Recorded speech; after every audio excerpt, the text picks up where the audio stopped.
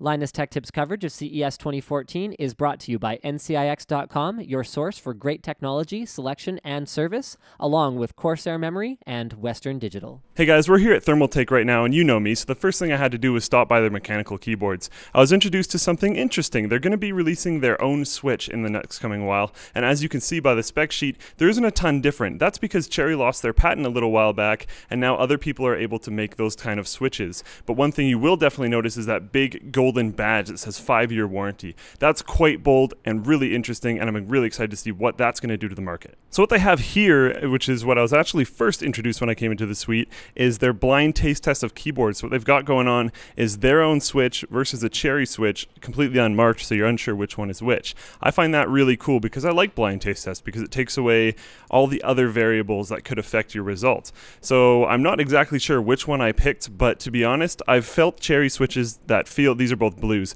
I felt Cherry switches that feel the same as both of these before due to some manufacturing tolerances that I've noticed where different years of Cherry switches might feel different. So it's actually quite interesting that they're doing this test, although I'm just happy that they're doing a 5-year warranty, and overall we'll see where that goes from there. On the other side of the room we have their Urban T81, and while this case was described as a hybrid air-water case, my favorite way of seeing this is just a crazy water build. One thing I see a lot with case guys that want water cooling systems is they want to be able to strip it down really easily.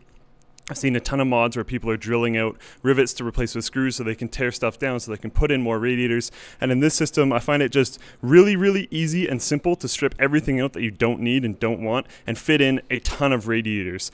Up in the top here, they've got a really easily removable fan filter, which is great because that's really easy to take out, like I just said, and also clean because that's actually quite important when you're pulling a crazy amount of air in through there. And then the top comes off completely. You're probably going to be mounting your radiator under in the bottom, but you can fit huge massive fans up here in the top, which is great because it's really easy to set up a push-pull configuration in this case. Other than that, aesthetically it looks great with their brushed look all across it, and it has a door in the front here which I can't really show too much because of the pool table, but all their I/O and buttons and stuff are at the top, and then the door hides your ODD slots and all that kind of stuff because not that many people are using drive bays like that anymore. So it's actually kind of cool because you can still access all your buttons without having the door permanently open, which is great. On the other side of the table we have the Core V71, and internally these two cases are actually quite similar, but this one has some pretty cool drive mounting options. So you can take one of the 3.5-inch drive bay slots and mount it on the back very quickly and very easily.